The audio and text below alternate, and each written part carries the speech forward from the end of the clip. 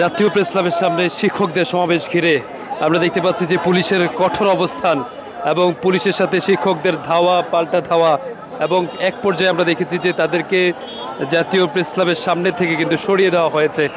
এখন এই সেগুনবাগিচা অর্থাৎ সড়কে পুরো জাতীয় প্রেস ক্লাবের আশেপাশে যে সড়ক রয়েছে আবারও কিন্তু অভিযানে নেমেছে পুলিশ। আমরা দেখছি যে পুলিশ কিন্তু তাদের একের পর এক অভিযান চালিয়ে তারা শিক্ষকদেরকে সরিয়ে দেওয়ার চেষ্টা করছেন।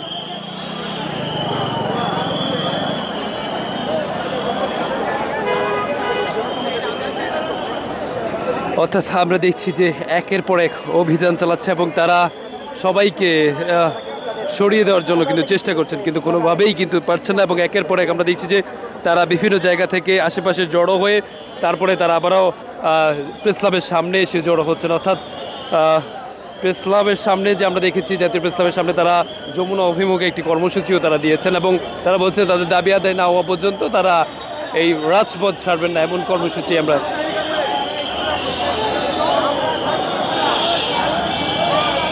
আবারও জাতীয় প্রেস ক্লাবের সামনে পুলিশ আবারও ধাওয়া করছে।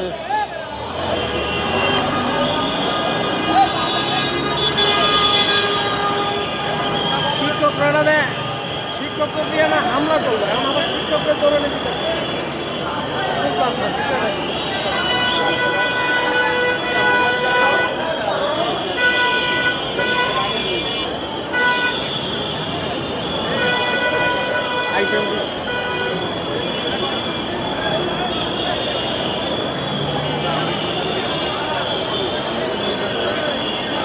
অর্থাৎ দেখতে পাচ্ছেন যে প্রেস ক্লাবের পুরো জাতীয় প্রেস ক্লাবের সামনের যে জায়গা রয়েছে, যে অংশ রয়েছে, সেই অংশে শিক্ষক যারা রয়েছে তাদেরকে সরিয়ে দেওয়ার জন্য কিন্তু প্রাণপণ চেষ্টা করছেন পুলিশ সদস্যরা এবং কোনোভাবেই তারা পেরে উঠছেন না।